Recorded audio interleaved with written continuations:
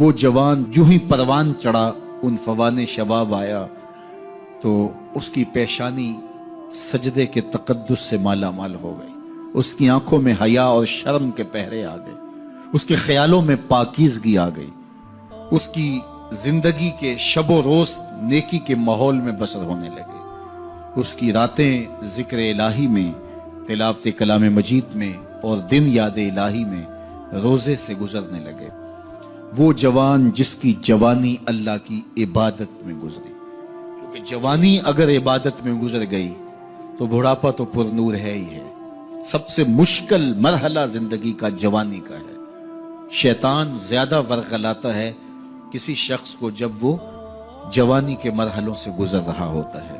تو جس کی جوانی خیریت کے ساتھ گزر گئی اور اس نے اپنی جوانی کے تقدس کو محفوظ رکھ کے منزل تک پہنچا لیا، اپنی عصمت کے جوہر کی حفاظت کی، اپنی آبرو کو لٹنے نہیں دیا، اپنی آنکھوں کی شرم و حیا پر پہرے بٹھائے اور آنکھ کو برباد نہیں ہونے دیا اور اپنی زندگی کے تقدس کا پہرا دیا، تو جو جوان اپنی جوانی کو خیریت کے ساتھ گزار گیا۔ کسی نے کہا تھا نا، کتاب زیست کا ایک اور باب ختم ہوا، شباب ختم ہوا، ایک عذاب ختم ہوا۔ تو جوانی جس کی منزل تک پہنچ گئی خیریت کے ساتھ، عافیت کے سائے میں، مشکل تو بڑا ہے جوانی کو منزل تک لے جانا، خیریت کے ساتھ، داغدار نہ ہونے دینا، جوانی کے تقدس کو رسوا نہ ہونے دینا، عصمت کے جوہر پہ کالک نہ لگنے دینا، خواہشات کو غالب نہ آنے دینا۔ آسان کام تو نہیں ہے، مشکل کام ہے، لیکن اگر کوئی مشکل کاٹ گیا، جوانی کے تھوڑے سے ایام میں گزار گیا۔ اللہ اکبر۔ حضرت شیخ ختلی کہتے ہیں، داتا گنج بخش علی حجویری علیہ رحمہ کے مرشد ہیں، الدنیا یوم ولنا فیہا صوم۔ وہ کہتے ہیں دنیا ایک دن ہے، ہم روزہ رکھ کے گزار رہے ہیں۔ تو روزہ رکھ کے سارا دن گزر ہی جاتا ہے، دوپہر بھی آتی ہے گزر جاتی ہے، اور عصر کا وقت بھی آتا ہے گزر جاتا ہے، کھانے کا وقت بھی آتا ہے، چائے کا وقت بھی آتا ہے، سب کچھ ہوتا ہے لیکن گزر جاتا ہے، افطار تک بندہ پہنچ جاتا ہے۔ جس نے زندگی روزے کی طرح گزار دی، جس نے جوانی روزہ رکھ کے گزار دی، خواہشات کو بے قابو نہیں ہونے دیا، مشکل کام تھا لیکن اس نے مشکل کام کر دکھایا۔ اجر کتنا بڑا ہے، سنیے اللہ کے محبوب کی زبان سے سنیے۔ حضور نے ارشاد فرمایا جو سیدنا ابو ہریرہ کے ذریعے سے ہمارے تک پہنچا، فرمایا قیامت کے دن جب سورج کا رخ سیدھا ہوگا، زمین تانبے کی ہوگی، لوگ پسینے میں شرابور ہوں گے، کوئی ٹخنوں تک پسینے میں، کوئی گھٹنوں تک، کوئی کمر تک، کسی کو پسینے کی لگام دی جائے گی، اور وہ پسینہ ایسے نہیں ہوگا جس طرح یہ پسینہ ہے، اتنا گرم ہوگا۔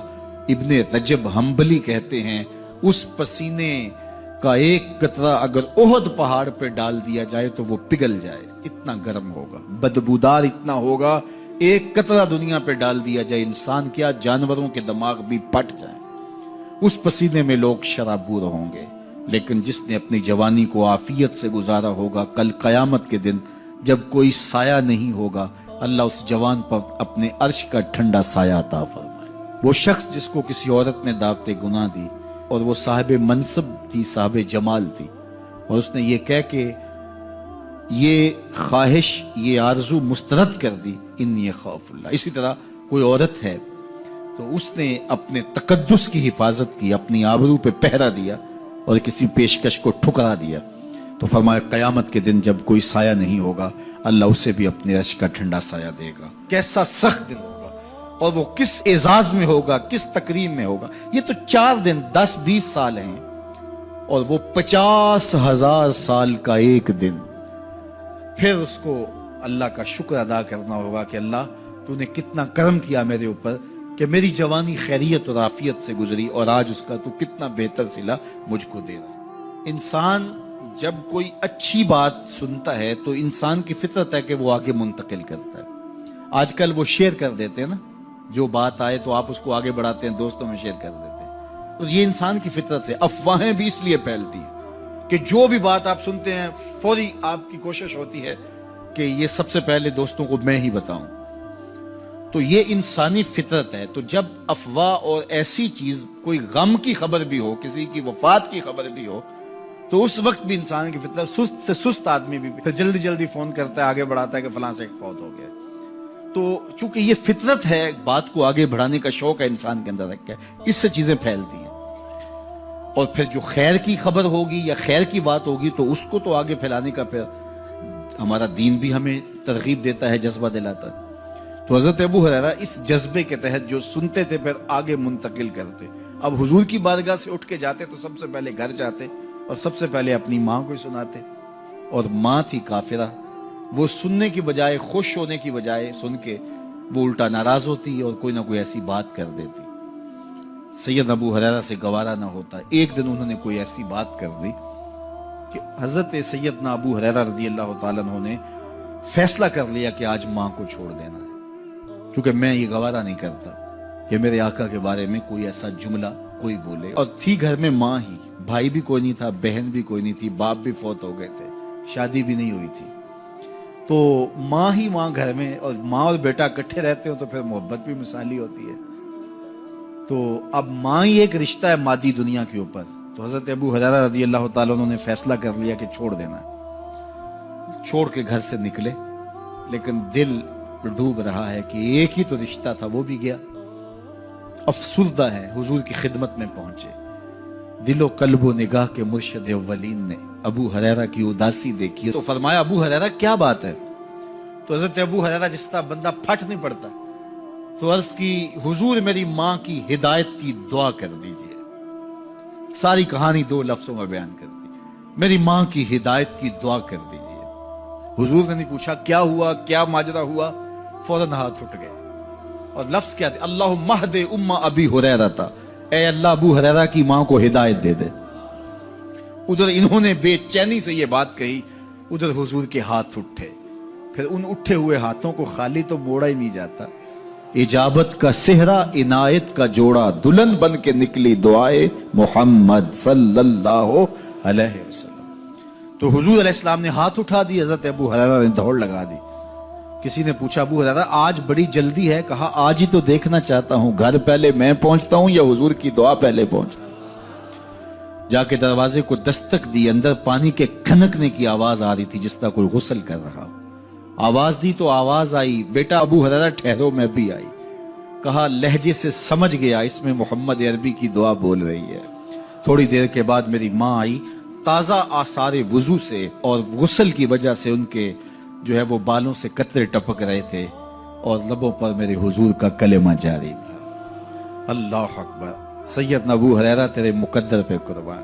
ایک سفر میں حضور علیہ السلام اور اصحاب گامزن تھے کہ راستے میں قیام کیا، تو ایک قبیلے کی صلح کروانے کے لیے حضور علیہ السلام تشریف لے گئے۔ وہاں کچھ تاخیر ہو گئی تو صحابہ نے حضرت ابوبکر صدیق کو کہا کہ حضور رک گئے ہیں تو نماز کا وقت جا رہا ہے، آپ نماز پڑھا دیجیے۔ تو حضرت ابوبکر صدیق رضی اللہ تعالیٰ عنہ مصلی پہ کھڑے ہو گئے۔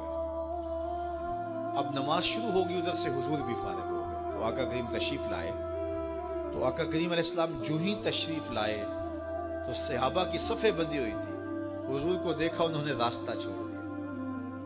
پیچھے سے لے کر کے مصلی تک صحابہ نے حالت نماز کے اندر حضور کے لیے راہ کشادہ کر۔ کاش کہ یہ حدیث سب لوگوں نے پڑھی ہوتی اور امت میں اتنے فرقے نہ بنتے، اور یہ سوچ کبھی نہ پنپتی کہ نبی کے خیال سے نماز ٹوٹتی ہے۔ یہاں تو راستے چھوڑے جا رہے ہیں، یہاں تو پروٹوکول دیا جا رہا ہے۔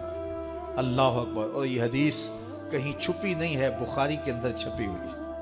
اللہ اکبر، آقا کریم علیہ السلام تشریف لائے تو صحابہ نے راستہ چھوڑنا شروع کر دیا، نماز بھی چل رہی ہے اور حضور کا راستہ بھی چھوڑ رہے ہیں۔ بالکل حضرت ابوبکر صدیق کے پیچھے آ کے حضور کھڑے ہو گئے۔ وابوبکر لا یلتفت یمینا ولا یسارا، جب آپ نماز پڑھتے تھے تو نہ دائیں دیکھتے نہ بائیں دیکھتے، پوری توجہ انہماک ہوتا، وہ اپنی کیفیات کے جہان میں ڈوبے تھے، اور حضور آ کے پیچھے کھڑے ہو گئے۔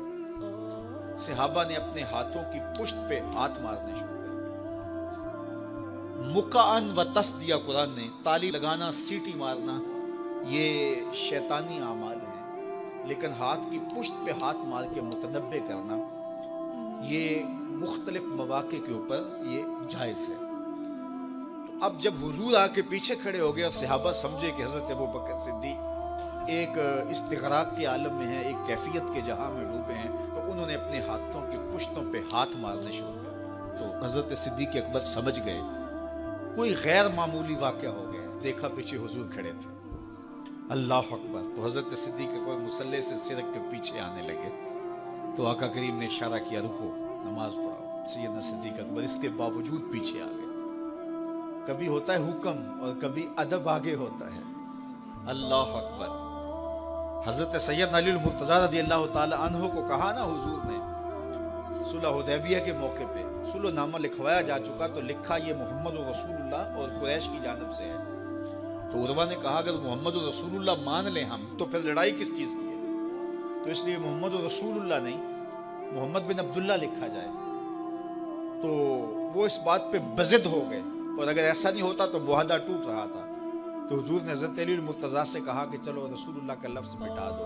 عرض کی میں تو نہیں مٹاؤں گا، میں تو نہیں مٹاؤں گا، یہ نام میں تو نہیں مٹا سکتا۔ پھر حضور نے خود مٹایا۔ اب یہاں حضور نے کہا ابو بکر رکو، لیکن حضرت ابو بکر نہیں رکے، پیچھے آ گئے۔ اور پھر حضور خیر مصلی پہ گئے، نماز ہوئی، سلام پھرا تو حضرت ابو بکر صدیق رضی اللہ تعالیٰ عنہ کو حضور نے کہا ابو بکر جب میں نے کہا تھا تم رکے رہو تو تم کیوں پیچھے آئے؟ تو سنو حضرت ابو بکر نے کیا جواب دیا رضی اللہ تعالیٰ عنہ۔ کروڑوں سلام، لاکھوں عقیدتوں اور نیاز مندیوں کے خراج ان کی چوکھٹ پہ عرض کرنے لگے ما کان لابن ابی قحافہ ان یؤم رسول اللہ صلی اللہ علیہ وسلم۔ حضور ابو قحافہ کے بیٹے کی جرت کب ہوئی کہ رسول اللہ کے آگے کھڑا ہو کے نماز پڑھائے؟ یہ ابو قحافہ کے بیٹے کی ہمت کب ہوئی کہ رسول اللہ کے سامنے کھڑا ہو کے نماز پڑھائے؟ تو ادب پہلا کرینہ ہے محبت کے کرینوں میں۔ حضرت ابو بکر صدیق رضی اللہ تعالی عنہ نے اگر حضور علیہ الصلوۃ والسلام کی اطاعت اور حضور کی محبت، ادب، فرما برداری اور جان ساری کے انوکھے باب رقم کیے ہیں، لیکن حضور نے بھی ان کو جو اعزازات دیے۔ ایک خاتون آئی مسئلہ پوچھنے، آقا کریم نے فرمایا پھر آ جانا۔ اس نے کہا پھر آؤں اور آپ نہ ملے؟ تو کہا میں نہ ملوں ابو بکر تو ملیں گے نا، اللہ اکبر۔ تو اپنے بعد اشارہ دے دیا ان کی طرف کہ میرے بعد میرا نائب ابو بکر ہے، اللہ اکبر۔ عزتوں کی مسند اور عزتوں کی معراج اور عزتوں کے مقام پہ سیدنا صدیق اکبر رضی اللہ تعالی عنہ کو بٹھایا۔ میرے والد گرامی رحمت اللہ تعالی علیہ نے پوری زندگی میں کوئی ایک تقریر بھی ایسی نہیں کی جس میں یہ اشعار نہ پڑے ہوں۔ جب وہ خطبہ پڑھتے تھے تو خطبہ پڑھنے کے بعد یہ اشعار پڑھا کرتے تھے، جس میں اس کی کیفیت ہے کہ جو حضور کے شہر میں جانے کے لیے تڑپتا ہے۔ ز مہجوری برآمد جان عالم، ز مہجوری برآمد جان عالم، تراہم یا نبی اللہ تراہم۔